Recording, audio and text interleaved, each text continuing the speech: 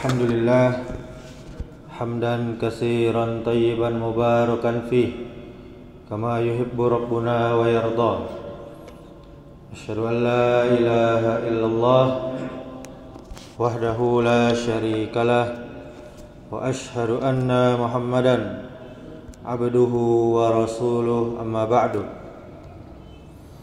Alhamdulillah, kembali kita bersyukur kepada Allah Subhanahu wa taala atas begitu banyak nikmat yang Allah limpahkan kepada kita.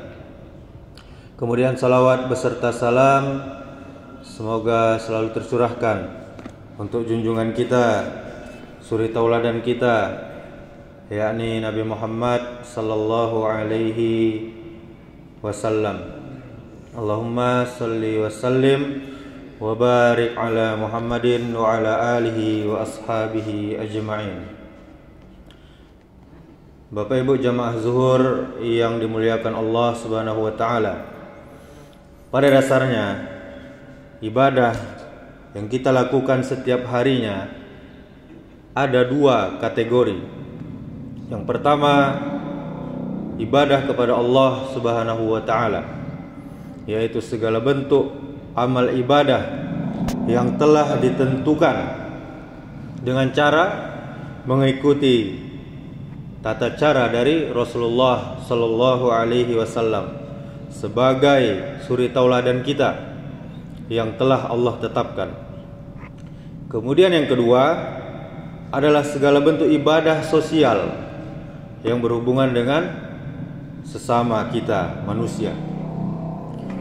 Dalam sebuah hadis dikatakan, anna Aba Hurairah qala sami'tu Rasulullah sallallahu alaihi wasallam yaqulu lan yudkhila ahadan amaluhul jannata qalu wala anta ya Rasulullah qala la wala ana illa an yataghammadani Allahu bifadli wa rahmah. Sesungguhnya Abu Hurairah radhiyallahu anhu dia berkata, ia mendengar Rasulullah sallallahu alaihi wasallam bersabda, amal seseorang tidak akan memasukkan seseorang ke dalam surga. Engkau juga tidak, wahai Rasulullah?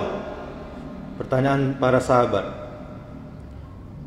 Kemudian beliau sallallahu alaihi wasallam menjawab, aku pun tidak. Itu semua hanyalah karena karunia dan rahmat dari Allah Subhanahu wa taala. Hadis riwayat Bukhari dan Muslim. Bapak Ibu jamaah zuhur yang dimuliakan Allah Subhanahu wa taala. Sebagaimana kita ketahui di dalam hadis itu, hadis tadi, bahwa untuk bisa dapat kaplingan surga, masuk ke dalam surga, itu hanya dengan rahmat Allah Subhanahu wa taala. Bukan karena banyaknya jumlah ibadah kita, bukan karena kehebatan kita bangun malam untuk sholat, bukan karena kekuatan kita bisa puasa sepanjang hari, bukan karena haji kita yang berulang-ulang, umroh kita yang hampir tiap tahun mungkin. Tetapi apa? Tetapi lupa pada sesama, lupa bersilaturahim pada sanak saudara, lupa kalau ada tetangga, sahabat, kerabat yang terbaring di rumah sakit, di rumah mereka masing-masing, tidak sempat kita untuk menjenguknya, seolah mereka yang sakit itu urusan mereka lah, urusan mereka sendiri.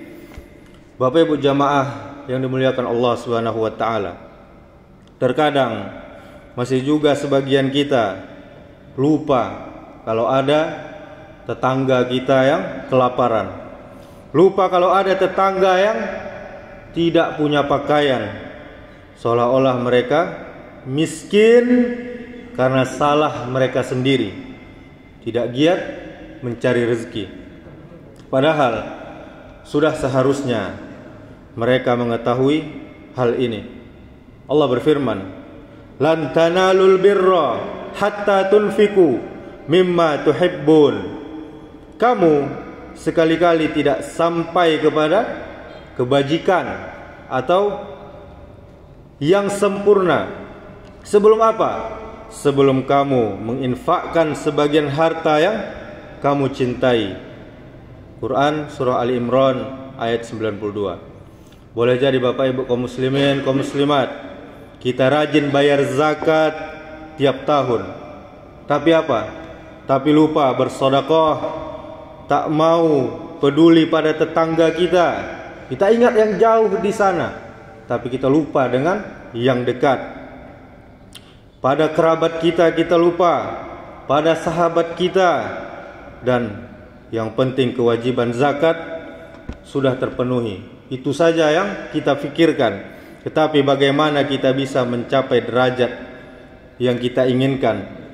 Di dalam sebuah kisah diceritakan, suatu malam saat hendak mengambil wudhu untuk sholat tahajud, Abu bin Hisham kaget dengan kedatangan sesosok makhluk. Makhluk itu berada di bibir sumur. "Wahai hamba Allah, siapakah engkau?" tanya Abu bin Hisham. Kemudian, "Aku adalah malaikat utusan Allah Subhanahu wa taala," jawab makhluk itu. Kemudian jawaban itu membuat Abu bin Hisham semakin kaget sekaligus bangga. Dia lalu bertanya, "Apa yang kau lakukan di sini?" "Aku diperintahkan untuk mencari hamba pecinta Allah Subhanahu wa taala," jawab malaikat tadi. Peristiwa mengejutkan.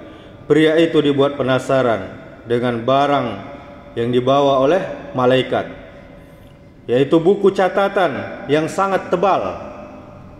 Dia bertanya lagi mengenai buku tersebut. "Wahai malaikat, buku apakah yang kau bawa?" tanya Abu bin Hisham. "Ini adalah kumpulan nama-nama para hamba yang cinta dengan Allah Subhanahu wa taala," kata malaikat tersebut. Kemudian Abu bin Hisham berharap namanya ada di dalam buku yang dibawa malaikat tersebut.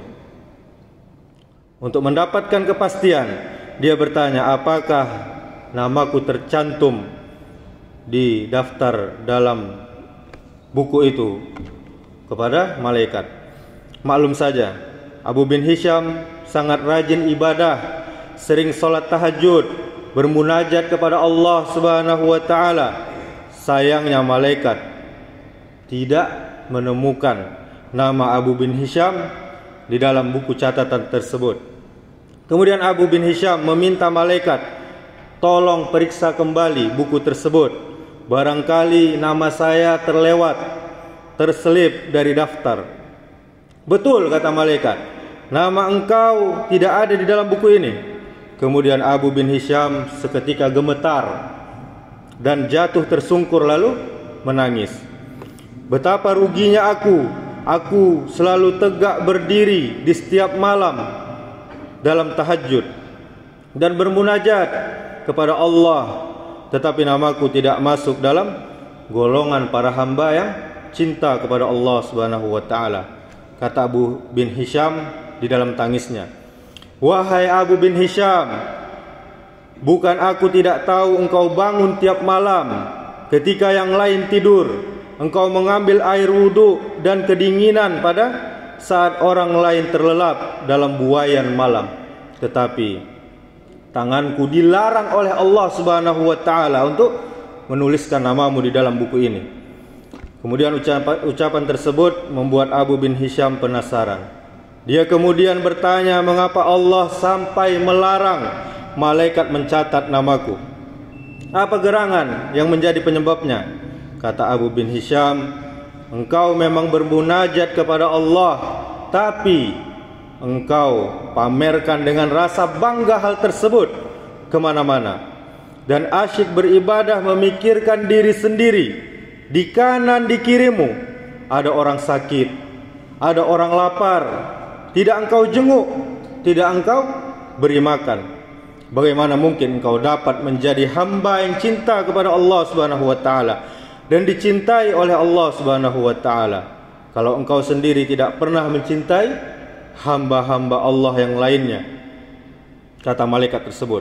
Kemudian Abu bin Hisham pun kaget, bukan main.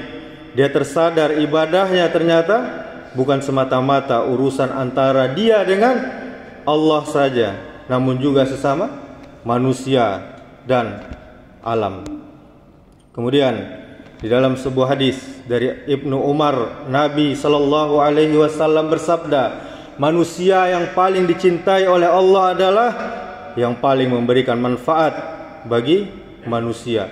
Adapun amalan yang dicintai oleh Allah adalah membuat muslim yang lain bahagia, mengangkat kesusahan dari orang lain, membayar utang atau menghilangkan rasa laparnya.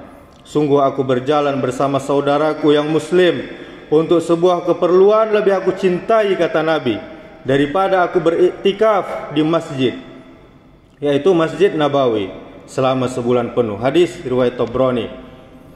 Bapak Ibu kaum muslimin jamaah yang dimuliakan Allah Subhanahu wa taala, sebagai kesimpulan, kemenangan yang kita raih di bulan Syawal ini adalah peduli terhadap sesama. Sebaik-baik manusia adalah yang paling bermanfaat bagi orang lain. Untuk bisa meraih kasih sayang Allah, maka hendaknya kita sayangi mereka, saudara-saudara kita. Niscaya Allah akan menyayangi kita. Demikianlah, semoga bermanfaat. Subhanakallahumma wa bihamdika, asyhadu an la ilaha illa anta, astaghfiruka wa atubu ilaik. Wassalamualaikum warahmatullahi wabarakatuh.